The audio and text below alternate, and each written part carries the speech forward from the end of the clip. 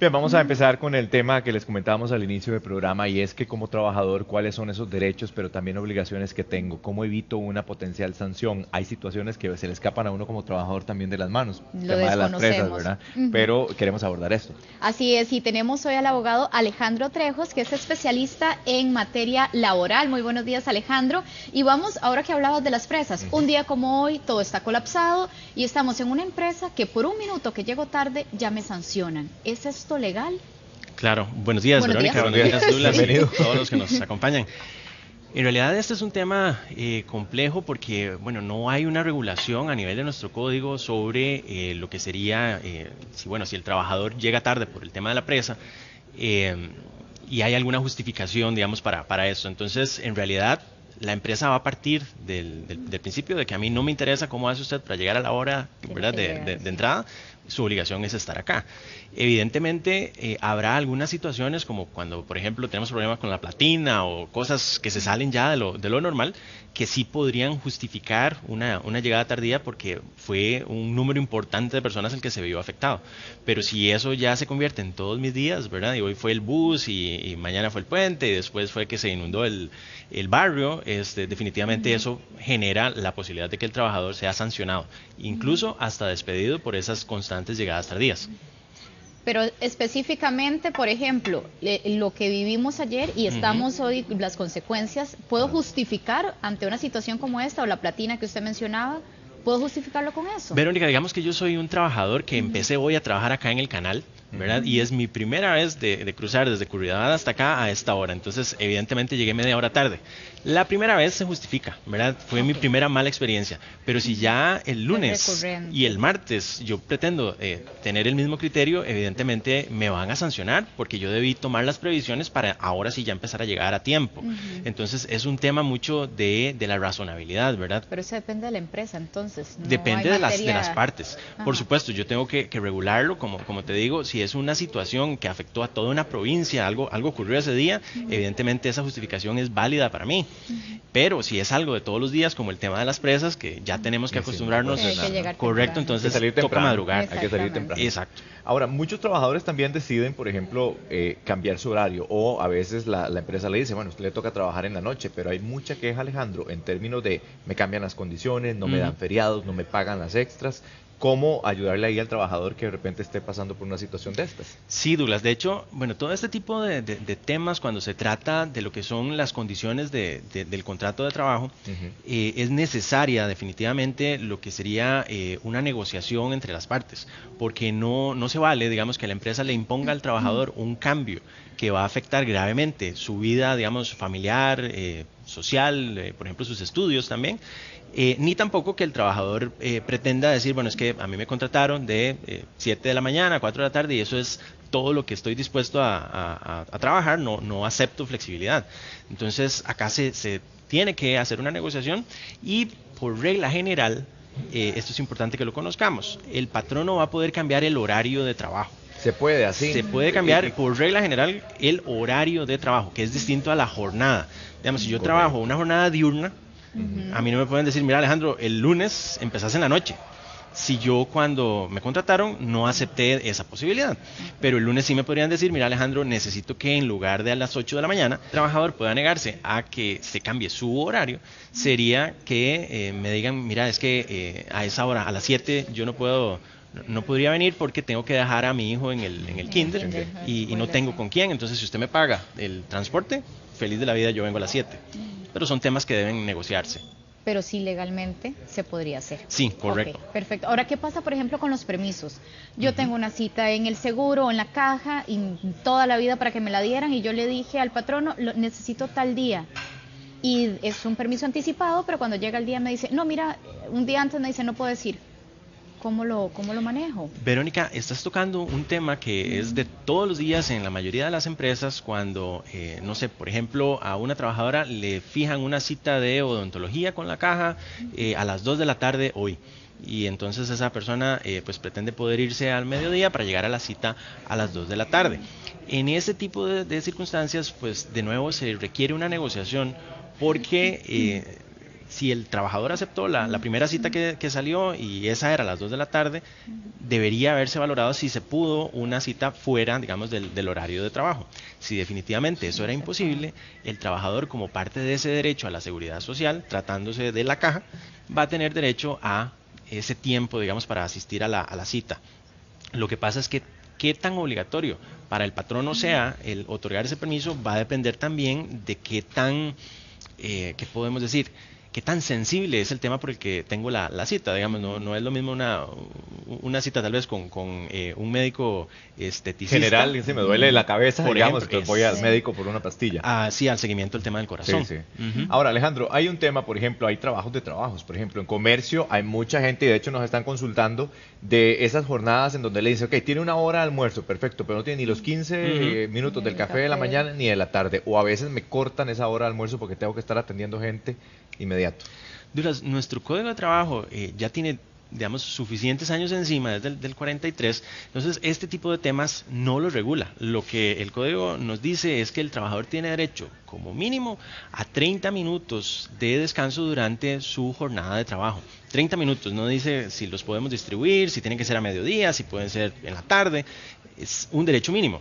De ahí hacia arriba, las partes se ponen de acuerdo y en nuestro país es súper común que exista el derecho, la costumbre a que, bueno, yo tomo mis 15 minutos en la mañana para el café, luego en la tarde también. Incluso hay empresas donde, por ejemplo, si entramos a las 8 de la mañana, llego directo a desayunar, ¿verdad? Eso pasa mucho también en instituciones públicas.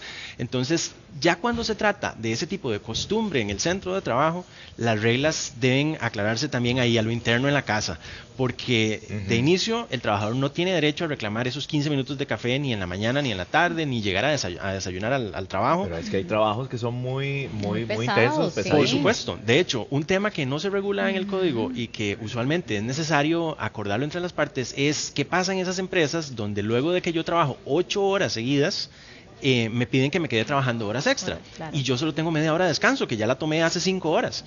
Entonces, cuando empiezo a trabajar la jornada extraordinaria, no tengo un descanso adicional como para refrescarme, tomar un vaso con agua. Y bueno, evidentemente, si yo opero máquinas, si me estoy expuesto a peligros, voy a necesitar esas pausas en el contrato para efectos de que no se genere un accidente. Pero eso no lo regula el código, se debe regular con la empresa. Ahora, antes señalábamos el tema de la jornada laboral. ¿Qué pasa, por ejemplo, si a mí me dicen, bueno, negociamos que me cambien la jornada, ahora voy a empezar a trabajar más tarde o en la noche incluso, pero ya no tengo transporte porque a esa hora no salen buses, me sale carísimo tener taxis? ¿Cómo negocio esto con la empresa para tener, verdad, yo seguir conservando el trabajito que tanta falta me hace, Claro, pero poder devolverme bien a mi casa? Y siempre es pleito seguro por el Sí, tema de transporte, por ejemplo, exactamente. ¿quién me lleva a la casa? Exacto, sí, eso de hecho, de nuevo, es un tema que mencionan y que es de todos los días para muchos trabajadores. En el contrato de trabajo existe, digamos, un principio de buena fe que cubre tanto a los trabajadores como a la empresa. Ese principio de buena fe me va a decir a mí como empresario que si yo tengo un grupo de trabajadores que salen de su trabajo a las 11:30 de la noche, a medianoche, a la 1 de la mañana, ¿qué pasa? Y esos trabajadores pues salen de la empresa y lo que hay al frente es una carretera desolada, ya a esa hora no tenemos transporte público, y esos trabajadores lo que ganan es un salario mínimo. Yo no les puedo exigir que paguen un taxi, que paguen un Uber, que paguen un pirata, porque su salario se les va a ir en pagar ese transporte. ¿Sí? Correcto. Entonces, bajo ciertas condiciones donde yo como empresa dispongo, por ejemplo, una hora de salida que expone a un peligro grave a los trabajadores y ellos por su lado no pueden conseguir, digamos, transporte, yo voy a tener la obligación, por ese principio de buena fe, de solucionar este tema del transporte. Si yo pago un taxi, si alquilo una buseta, ¿verdad? Yo puedo escoger. Sí. Vea este caso que nos comparte una señora a través de las redes sociales. Dice que el sobrino estaba trabajando con maquinaria, se amputa una mano, está incapacitado y en ese momento después le dice el patrono, no sabe que ya no trabaja más con nosotros. Estando incapacitado. Bueno, ese caso, Douglas, es particular porque en Costa Rica no podemos despedir a un trabajador que se encuentra incapacitado y proceder con un despido que sería con responsabilidad patronal, es decir, pagándole la liquidación. Correcto. Porque la incapacidad, así como otras condiciones, por ejemplo el estado de embarazo, que el trabajador sea un menor de edad, es lo que se llama un fuero de protección, es como un escudo que el trabajador tiene que lo protege. pero no lo protege de cometer una falta grave. Es decir, si ese trabajador incapacitado se robó algo en la empresa, lo podemos despedir sin responsabilidad patronal porque cometió una falta.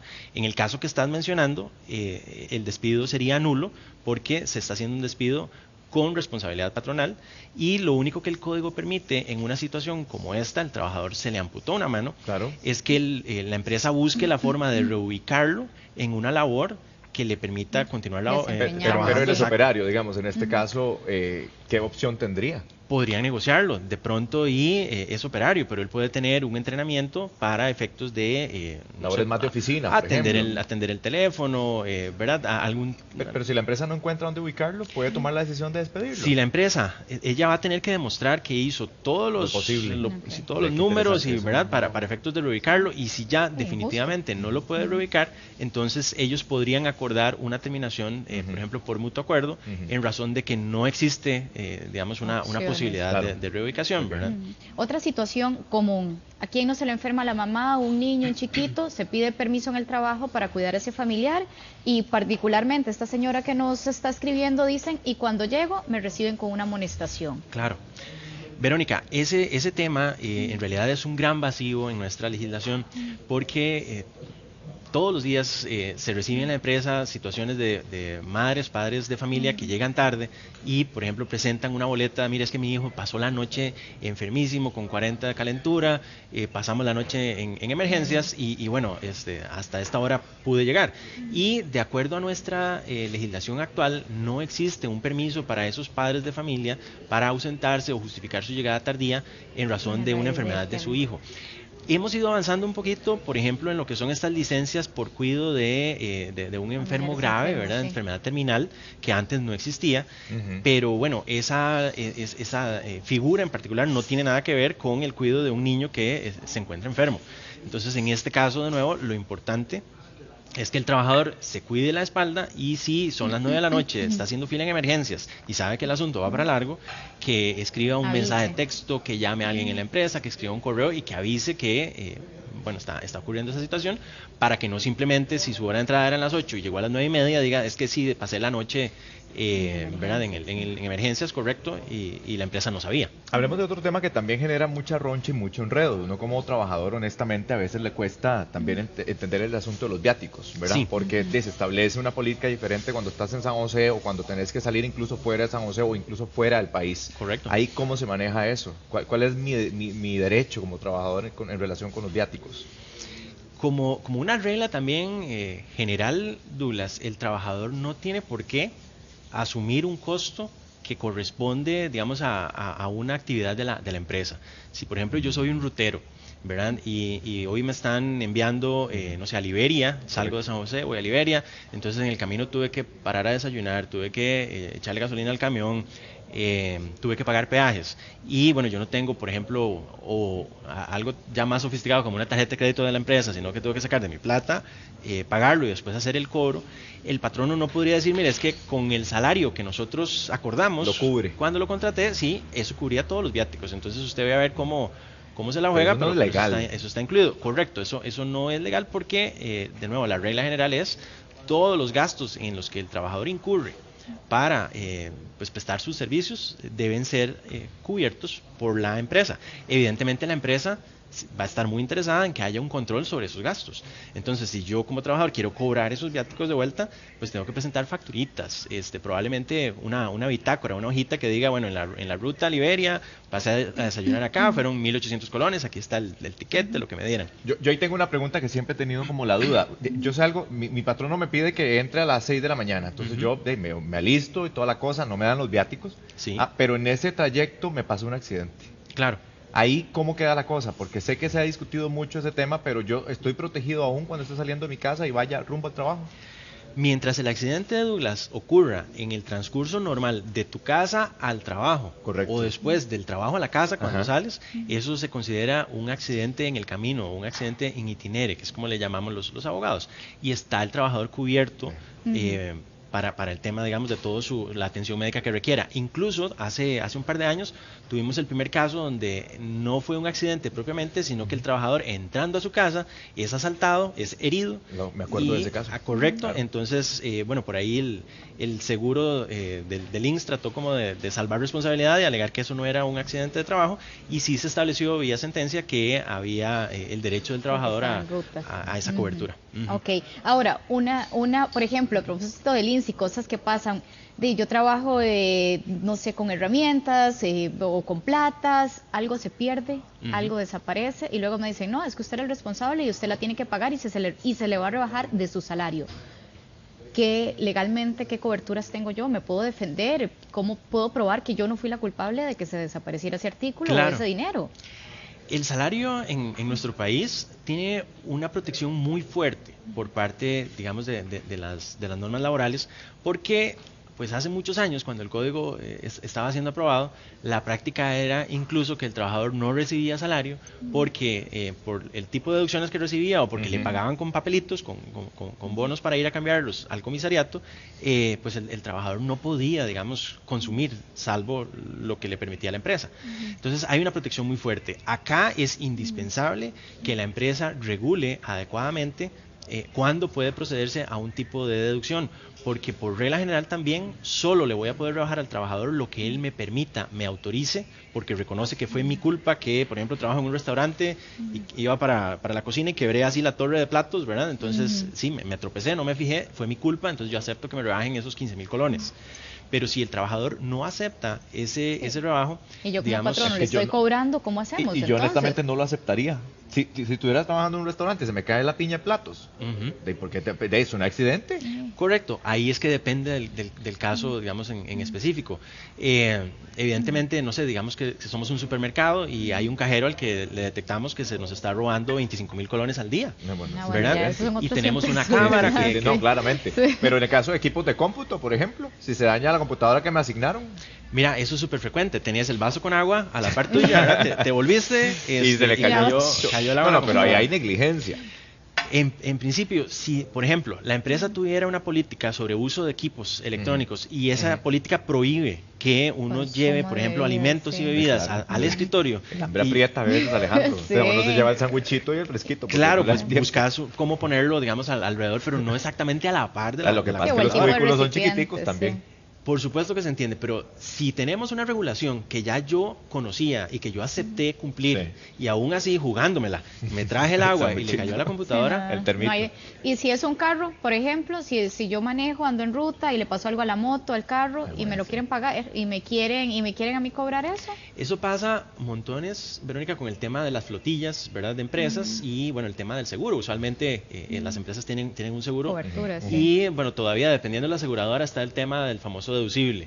Entonces, usualmente, si en juicio se logra demostrar que el trabajador fue el que tuvo la culpa del accidente, el seguro cubrió el accidente, pero le cobró un deducible a la empresa. Cuando se firma un contrato con este tipo de personas, usualmente se establece ahí la aceptación del trabajador de pagar el deducible.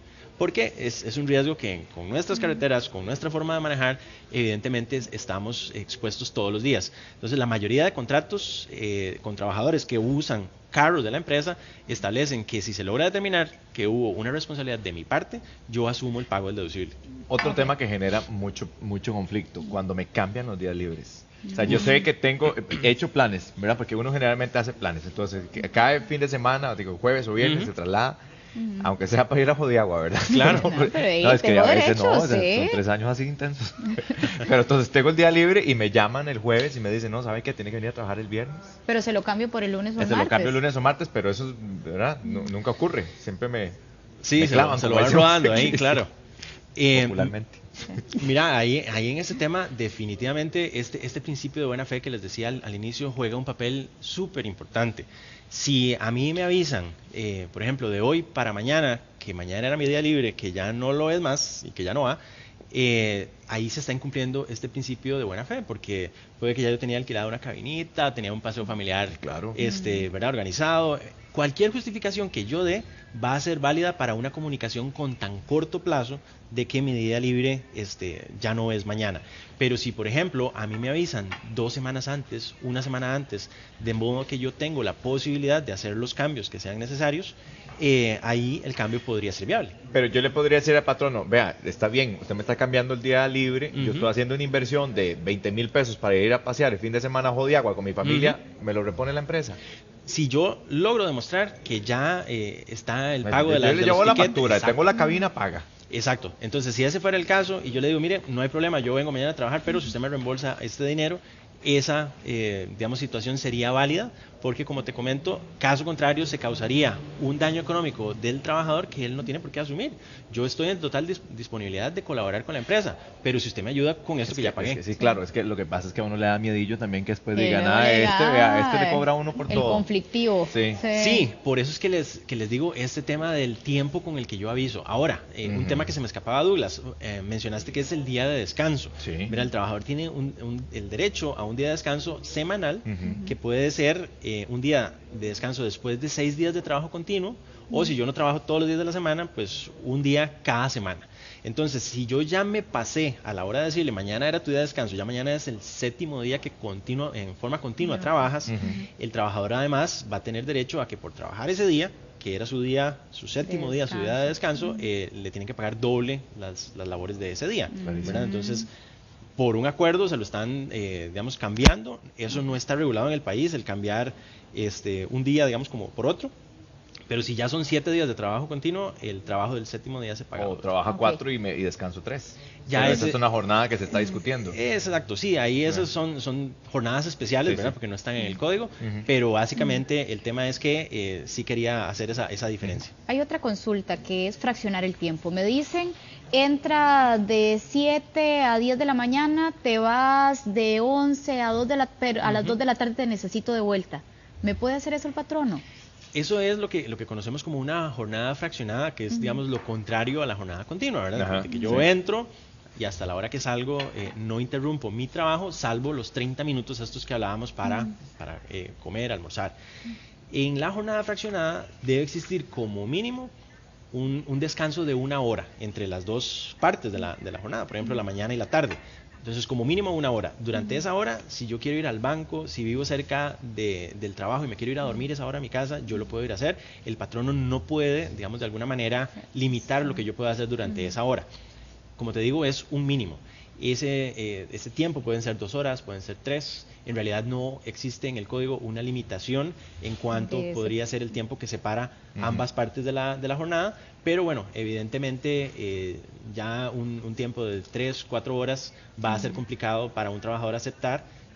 Si yo vivo lejos del centro de trabajo y bueno, ¿qué hago en esas 4 horas, verdad? No me voy a ir a sentar al parque durante ese tiempo. Claro. La jornada es válida, pero como te digo, no es tan común como por ejemplo ocurre en España, donde se toman la siesta y demás.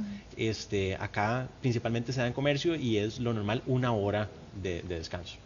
Pero cuando yo lo que estoy tratando es de no pagar horas extra, ¿verdad? Porque tal vez dice, no, es que esas 2 horitas no lo voy a ocupar, entonces mejor le digo que se vaya para no tener que pagárselas, porque sí lo ocupo después más horas y luego se me suman las extras y no se las quiero pagar. Sí, ese es un hay tema muy curioso. vivillos, ¿verdad? También por ahí. Es un tema curioso de este tipo de jornada fraccionada porque ese tiempo de descanso, esa hora como mínimo, no se entiende como tiempo efectivo de trabajo, ¿verdad? Porque como te digo, el trabajador puede hacer lo que quiera durante ese tiempo.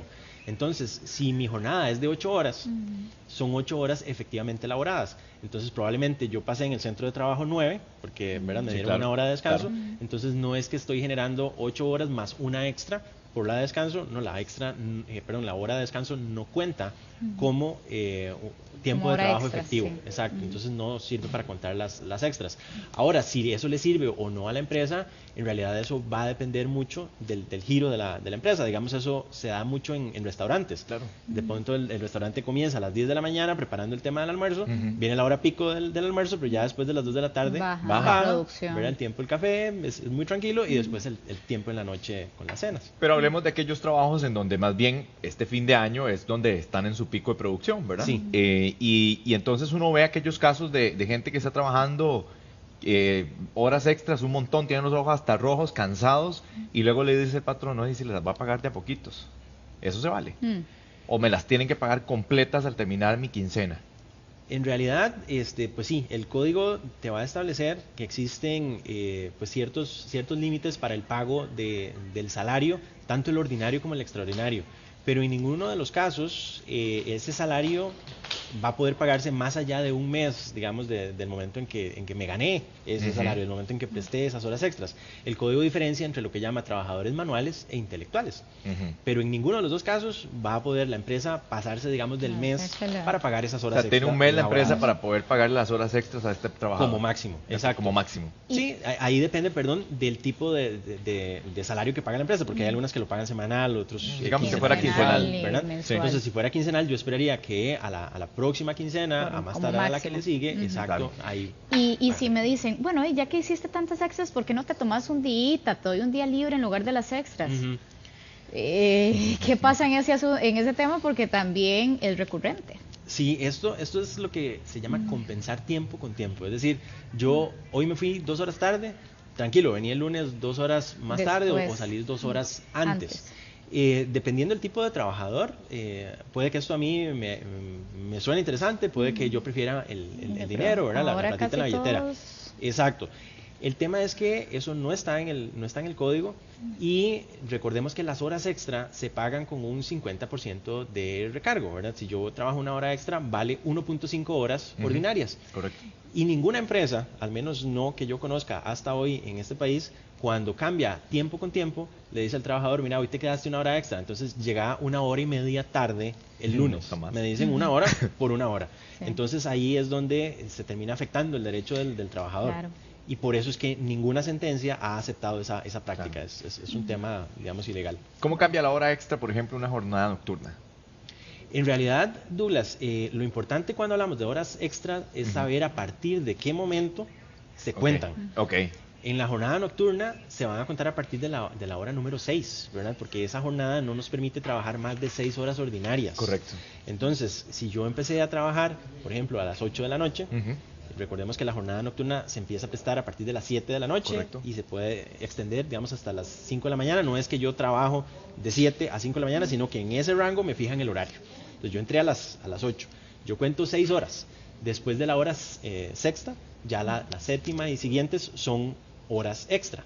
El límite o el tope de la cantidad de horas extra que yo puedo trabajar es que sumando la jornada extraordinaria con la ordinaria no nos podemos pasar de 12 horas. 12 horas en nocturno, digamos. En cualquiera de las jornadas. Entonces, es curioso porque la jornada nocturna, que suele ser la más cansada, es también la que permite un mayor número de extras, porque si son 6 horas ordinarias me permite trabajar hasta 6 extraordinarias. Por eso en Costa Rica tenemos turnos de 12 horas en la noche, porque es lo máximo que podría trabajar ese trabajador, ¿verdad?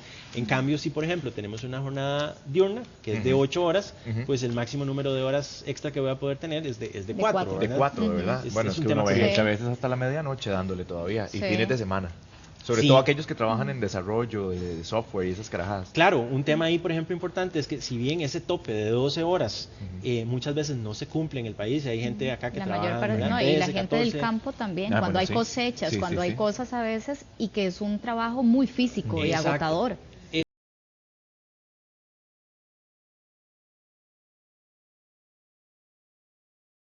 Un accidente. Si yo logro demostrar que el accidente que sufrí se debe a las extensas jornadas que la empresa me pedía laborar, podría ser el caso de que el seguro incluso de riesgos del trabajo no cubra un accidente y la empresa tenga que asumir directamente pues bueno, las consecuencias del evento. Ahora bien, Alejandro, ¿qué pasa cuando yo tengo mi derecho ya a mis vacaciones, me quiero ir de vacaciones, pero mi patrón no me dice, la necesito, así que le voy a pagar sus vacaciones para que usted se quede laborando conmigo sin que se vayan esos días? ¿Legalmente puede alguien, verdad, pagarme esas vacaciones? Verónica, esa práctica era súper común hace más de 10 años en nuestro país. Es la compensación de vacaciones, la compra, digamos, de vacaciones. Douglas, vos tenés 18 días de vacaciones, viene todo el tema de fin de año, los vamos a necesitar, entonces no te vas a ir a descansar, pero tranquilo, en tu próximo pago vienen 18 días adicionales de pago. Evidentemente, la idea de las vacaciones es que el trabajador descanse, Es que ¿verdad? sí. Y es un derecho para ambas partes, que el trabajador descanse y que la empresa también reciba al trabajador descansado. Claro. Entonces, se varió el código, se modificó y actualmente no es posible, no es legal comprar vacaciones, hacerles el pago por las vacaciones Yo tengo acumuladas derecho a mis vacaciones y punto. para disfrutarlas. La única posibilidad donde yo le puedo comprar vacaciones al trabajador es si yo como empresa le doy vacaciones adicionales a las 2 semanas que el código dispone, por Legal, ejemplo, sí. doy 3, doy 4 semanas, entonces esa diferencia, si Sí se podría. acumuló, yo sí la puedo pagar, pero no las mínimas de ley. Ok. Es que solo quería, por ejemplo, salgo tarde de trabajo, 10 de la noche, y luego tengo que regresar al otro día temprano a cumplir horario. Sí. Que a las 7 de la mañana tengo que estar y llego con los ojos rojos y cansadísimo, ¿verdad? Porque me pasé la noche trabajando. ¿Eso es legal?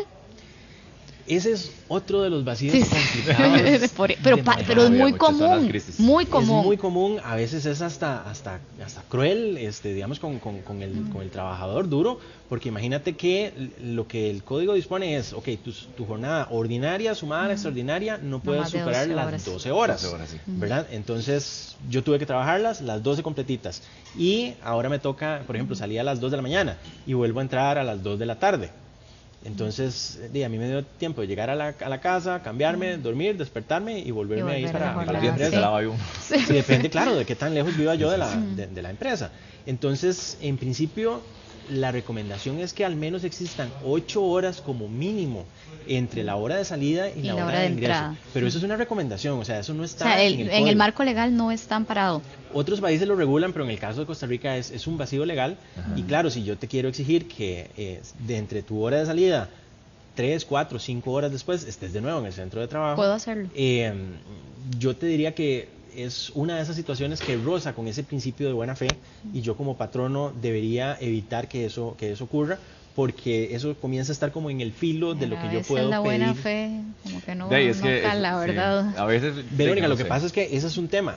El incumplimiento de la buena fe del patrono puede permitirle al trabajador terminar el contrato con responsabilidad para el patrono, es decir, que le tengan que liquidar Con todo. todos los derechos, porque precisamente ese tipo de prácticas, digamos, en el tema de cuáles son prácticas de mala fe, digamos que vamos a pagar el aguinaldo, que yo tengo que pagarlo a más tardar el 20 de diciembre, y yo lo pago el 24 de diciembre y con un cheque. No.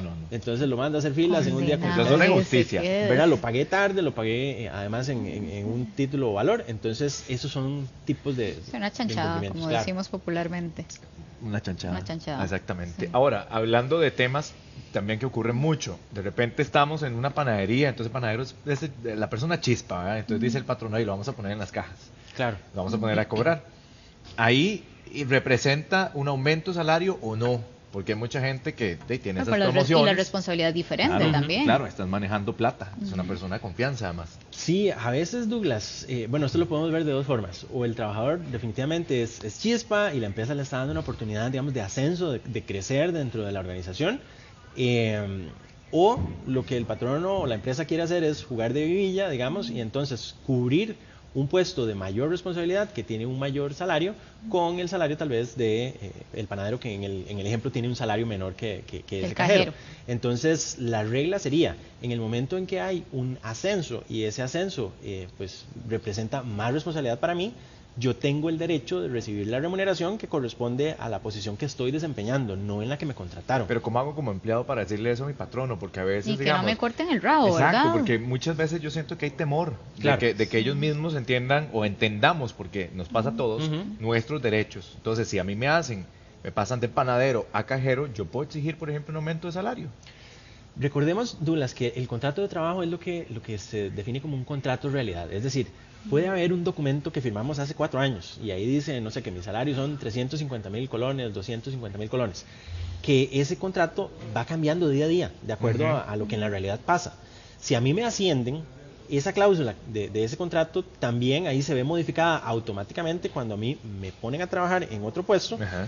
Y el derecho que yo voy a tener es al de recibir el salario que el Ministerio de Trabajo define cada 6 meses como un salario mínimo para esa posición. Ok. Entonces, solo por estar en esa posición y ya el Ministerio lo definió, yo tengo derecho a recibirlo. Ahora, si el patrono no sabe, o digamos, démosle el beneficio de la duda, no sabe, ¿verdad? Yo como trabajador tengo dos vías.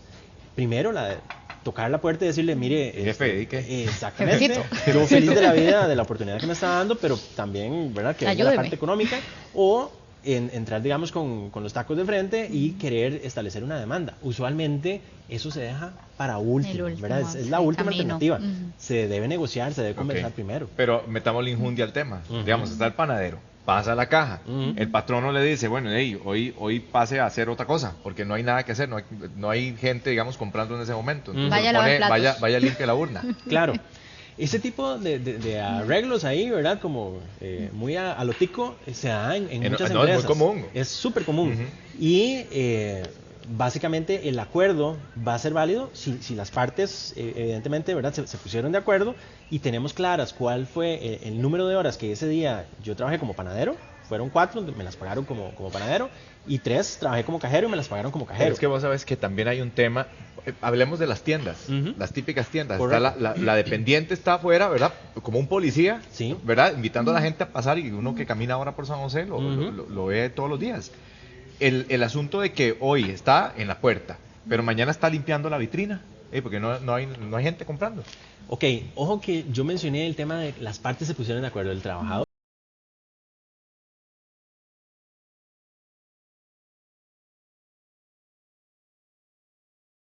Contraten como gerente o administrador de una tienda, y bueno, porque hoy está como bajito el asunto, llaman digamos, de la administración de la tienda y me dicen, no, hoy te toca ir a limpiar los vidrios, ¿verdad?, afuera, porque hay pocas ventas, de acuerdo a lo que vemos en el sistema. Eso sería más bien una disminución de mi puesto. Yo soy administrador de la tienda, no soy el misceláneo. Entonces ahí yo no estoy de acuerdo en que el cambio se lleve a cabo, y mucho menos en ver mi salario disminuido porque me pusieron a hacer labores que no correspondían a mi puesto. Entonces es importante tener las dos situaciones claras. Ahora, ¿qué pasa? Por ejemplo, tenemos una amiga, una cajera, que dice que ella está muy estresada, porque si faltan 5 colones, media peseta, como decimos, le arman aquel revuelo, y ella dice, ¿qué hago? Porque yo no me estoy llevando el dinero, y si hay un faltante me lo quieren cobrar. ¿Qué herramienta legal tiene ella para defenderse y no perder su puesto de trabajo? Porque es que aquí vamos a lo mismo. Claro, tenemos que cuidar el trabajito. ¿Cómo hacemos? Exactamente.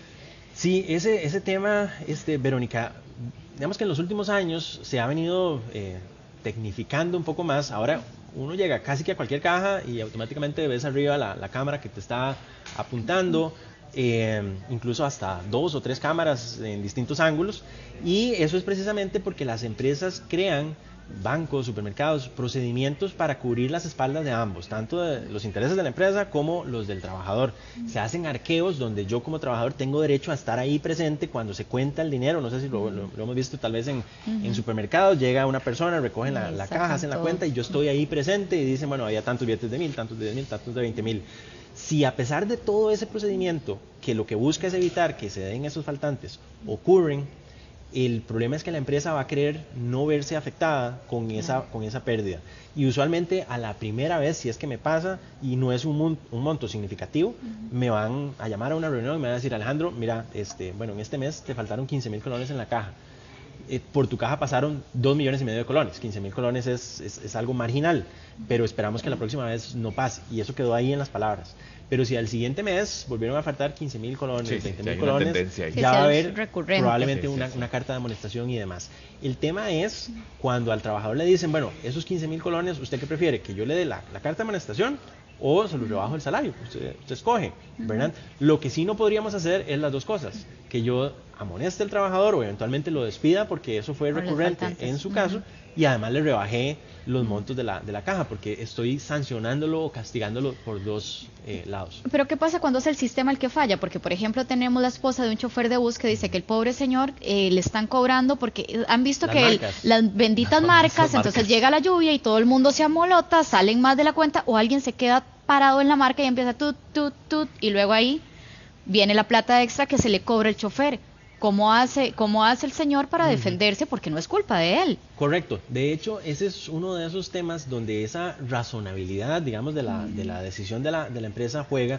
Y definitivamente, si es de esos buses donde hasta en la última grada, ¿verdad?, van 4 personas y parece la lata de sardinas, pues por más que el chofer pida colaboración, No, la no va a gente poder. no cabe, y entonces yo como empresa no podría más bien sacar provecho del problema del trabajador y decirle, mira, te pasaron ese día 100 marcas que Y no las veo reflejadas en tengo un dinero, registro de entonces 70, ¿cómo sí. me las vas a pagar? Sí, sí, sí. Ahí, por ejemplo, temas que se justificarían que la empresa Valores, en lugar de poner ese sistema de marcas, busque algún sistema de pago electrónico, tiquetes, ¿verdad? sí. Que no generen ese tipo de situación. Es complejo. Correcto. Ahora, finalmente, Alejandro, el tema, porque hay mucho, nosotros cuando empezamos a trabajar también Trabajar y estudiábamos. estudias, Y sí. entonces nos pasaba mucho que nos daban permiso para ir a la universidad y de repente llegaba un jefe nuevo y decía, no, ya no está el permiso.